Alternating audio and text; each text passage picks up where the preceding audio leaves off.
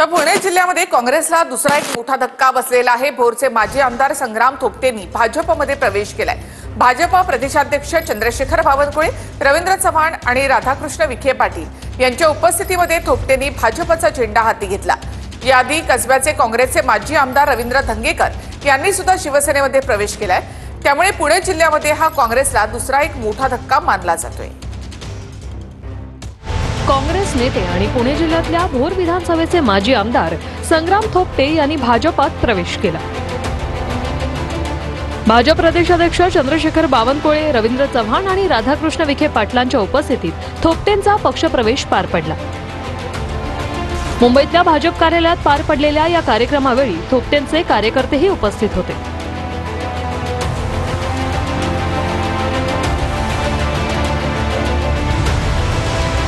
निर्णय घेत असताना भारतीय जनता पार्टी हा देशामधला एक नंबरचा सर्वात मोठा असणारा पक्ष, त्याचप्रमाणे या राज्याचे मुख्यमंत्री आदरणीय देवेंद्रजी फडणवीस साहेब यांच्या कुशल नेतृत्वाखाली महाराष्ट्राची चाललेली वाटचाल असेल, या सर्व गोष्टींना प्रभावित होऊन आम्ही साहेब आज हा निर्णय घेतलेला आहे। संपूर्ण महाराष्ट्र ज्यांच्या पक्षप्रवेशाने ढवळून निघाला आहे आणि जो काँग्रेस पार्टीमध्ये आज संपूर्ण भूकंप आल्यासारखी परिस्थिती आहे।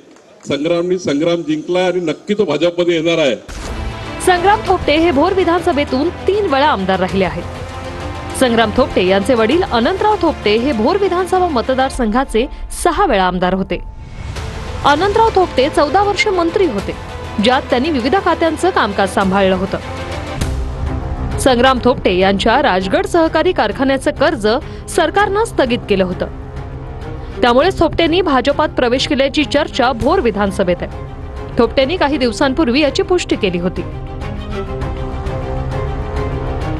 राजगड सहकारी साखर कारखाना एक सहकारी संस्था आहे। आपण पाहिलं असेल, माझी लोकसभेच्या अगोदरच या राजगड सहकारी साखर कारखान्याची मान्यता असल्याची बातमी आपण प्रसिद्ध केलेली होती। निवडणुकीनंतर ती माझं कर्ज जे मिळालेलं कर्ज होतं ते त्या ठिकाणी तुर्तास स्थगित ठेवण्यात आलेलं आहे।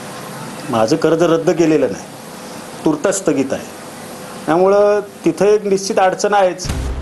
काही दिवसांपूर्वी काँग्रेसचे माजी आमदार रवींद्र धंगेकरांनी शिंदेंच्या शिवसेनेत प्रवेश केला होता। आता संग्राम थोपटेंनीही भाजपचा झेंडा हाती घेतल्यानं पुणे जिल्ह्यात काँग्रेसला मोठा हादरा बसलाय।